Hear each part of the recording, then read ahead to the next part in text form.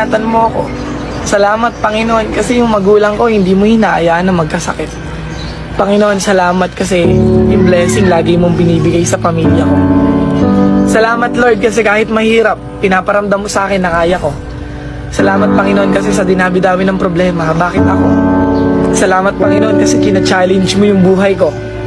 Alam niyo po, ikaw na nanonood, minsan magpasalamat ka sa Panginoon. Maganda man o pangit yung nangyayari sa buhay mo, matuto kang magpasalamat sa Panginoon.